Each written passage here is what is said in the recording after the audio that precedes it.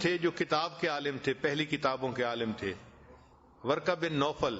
تو وہ اس کے پاس گئیں اور نبی علیہ السلام کو ساتھ لے گئیں اور ان کو جا کے کہا کہ آپ دیکھیں آپ کے چچا کا بیٹا کیا کہتا ہے، یعنی میرے ہسبینڈ آپ سے کیا بات کر رہے ہیں. تو انہوں نے پوچھا تو نبی علیہ السلام نے فرمایا کہ ہاں میرے اوپر غار حرا میں اس طرح ایک فرشتہ آیا اور اس نے مجھے یہ پیغام دیا.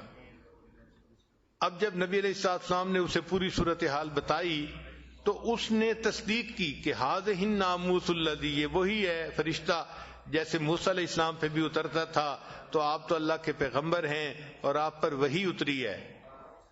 پھر انہوں نے نبی علیہ السلام کو یہ بات بھی بتائی کہ ایک وقت آئے گا کہ آپ کی قوم آپ کو اس شہر سے نکال دے گی.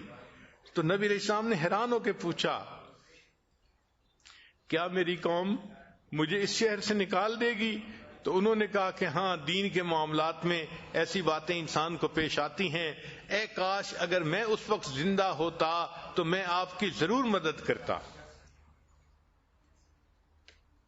تو ان سے بات کر کے نبی علیہ السلام کے دل کو بہت سکون ملا. تو جو اچھی بیویاں ہوتی ہیں وہ خود بھی مارل سپورٹ دیتی ہیں، اور پھر اگر دیکھتی ہیں کہ فلاں کام سے میرے ہسبینڈ کے دل کو تسلی ہو جائے گی تو ان کے پاس بھی لے کے گئی خدیجہ الکبریٰ رضی اللہ تعالیٰ عنہا. اسی لیے وہ اتنی سپورٹو تھیں کہ ہر قدم پہ اللہ کے حبیب صلی اللہ علیہ وسلم کو ان کی سپورٹ حاصل ہوتی تھی. پھر اس کا نتیجہ یہ نکلا کہ خدیجہ الکبریٰ رضی اللہ تعالیٰ عنہا کی اتنی محبت تھی نبی علیہ السلام کے دل میں کہ عائشہ صدیقہ رضی اللہ تعالیٰ عنہا فرماتی ہیں کہ ایک مرتبہ میں نے محبت میں ناز میں آ کے یہ کہہ دیا کہ میں اتنی چھوٹی عمر کی نوجوان بیوی ہوں آپ کی، آپ کیوں خدیجہ الکبریٰ ایک بوڑھی عورت کو یاد کرتے ہیں؟ تو جب میں نے یہ کہا تو نبی علیہ السلام کے چہرے انور کے یعنی اوپر جو اثرات تھے وہ بدل گئے، اور نبی علیہ السلام نے فرمایا عائشہ تم خدیجہ کے بارے میں مجھ سے بات مت کرو، اللہ نے اس کی محبت میرے دل میں اتار دی ہے.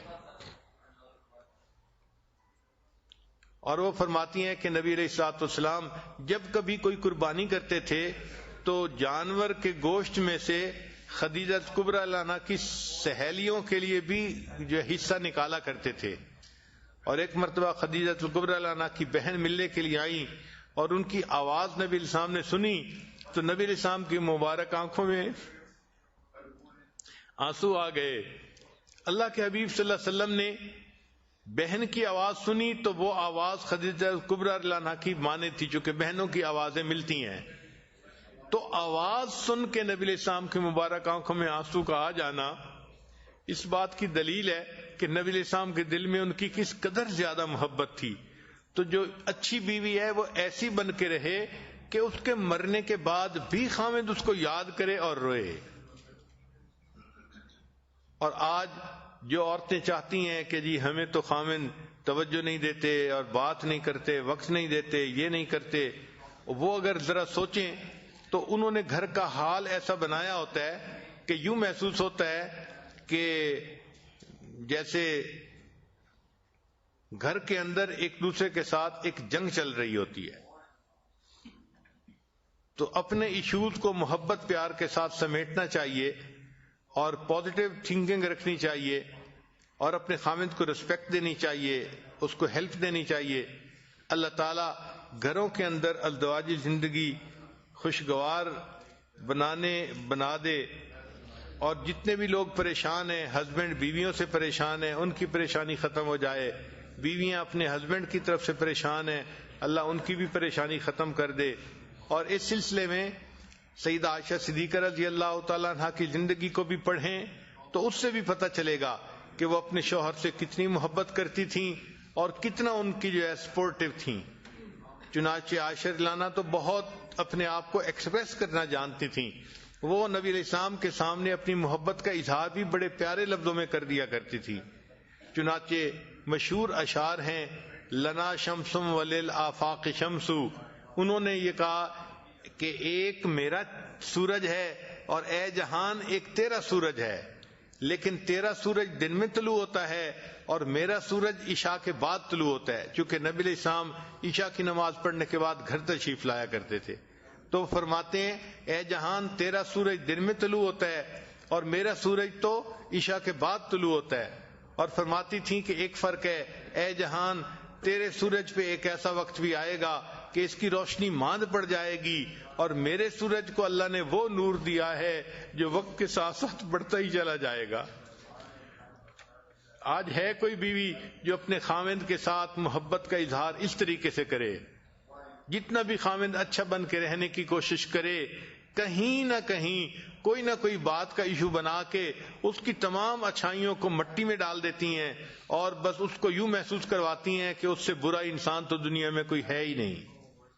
تو بیویوں کو ایسا نہیں کرنا چاہیے، کام کو سنوارنے کی کوشش کرنی چاہیے، بگاڑنے کی کوشش نہیں کرنی چاہیے.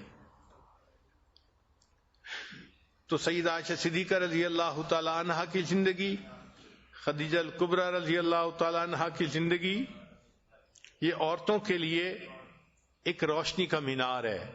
جو عورت چاہتی ہے کہ میں اچھی بیوی بن کے رہوں تو اسے ان امہات المومنین کی زندگیوں کو پڑھ کے پھر اپنے خاوندوں کے ساتھ اچھے طریقے سے زندگی گزارنی چاہیے. فاطمہ بن عبد الملک یہ عمر بن عبد العزیز رحمۃ اللہ علیہ کی بیوی تھی. اس کے باپ بھی بادشاہ تھا، اس کا دادا بھی بادشاہ تھا، اس کے بھائی بھی بادشاہ تھے، اس کا خاوند بھی بادشاہ بنا. یہ ایک ایسی عورت تھی کہ جس کے قریب کے سارے محرم مرد جو تھے وہ بادشاہ بنے، صحیح معنوں میں شہزادی تھی. لیکن اس نے عمر بن عبد العزیز رحمۃ اللہ علیہ کے ساتھ اتنا کوآپریٹ کیا کہ حیران ہوتے ہیں کہ بیویاں اپنے خاوندوں کی خاطر اتنا کچھ بھی کر سکتی ہیں.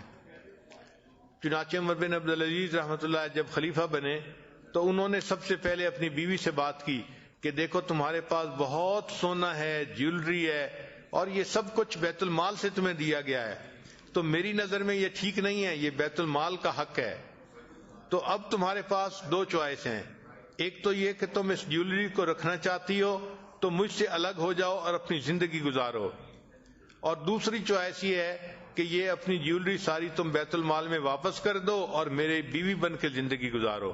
تو فاطمہ نے کہا کہ یہ جیولری کیا، اس سے یہ کئی گنا زیادہ جیولری بھی ہوتی تو یہ میں دے دیتی، مگر میں آپ کا ساتھ کبھی نہ چھوڑتی.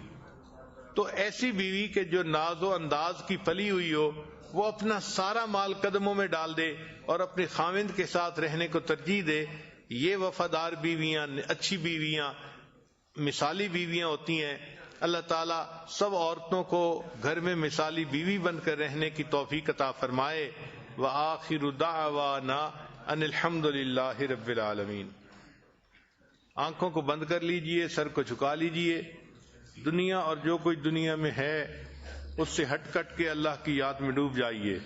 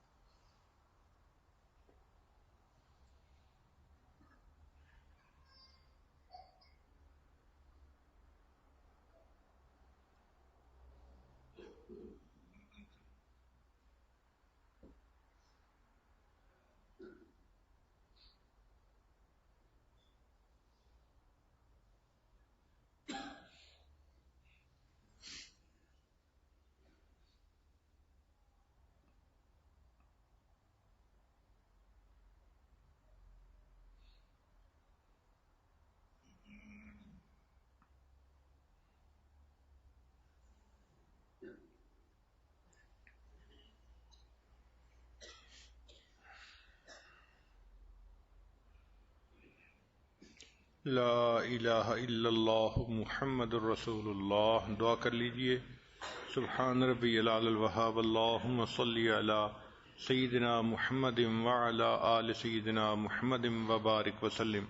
ربنا ظلمنا انفسنا وان لم تغفر لنا وترحمنا لنکونن من الخاسرین. اے کریم آقا، ہم آپ کے عاجز مسکین بندے ہیں، ہمارے گناہوں کو معاف فرما، خطاؤں سے درگزر فرما، عیبوں کی پردہ پوشی فرما. اللہ علم حاصل ہونے کے بعد جہالت کے کاموں سے محفوظ فرما. اللہ سیدھا راستہ ملنے کے بعد بھٹکنے سے محفوظ فرما۔ اے اللہ عزتیں ملنے کے بعد ذلت سے محفوظ فرما۔ اے اللہ اپنے قرب کے بعد دوری سے محفوظ فرما۔ رب کریم ہمارے اس رمضان کو قبول فرما، تراویح کو قبول فرما، روزوں کو قبول فرما، اور اس کے بدلے ہمیں اپنی رضا نصیب فرما۔ اللہم انا نسألک الجنہ ونعوذ بک من النار۔ اے اللہ ہم آپ سے جنت کا سوال کرتے ہیں اور جہنم سے پناہ مانگتے ہیں۔ اللہ اپنی رحمت سے ہمیں جنت عطا فرما دیجئے۔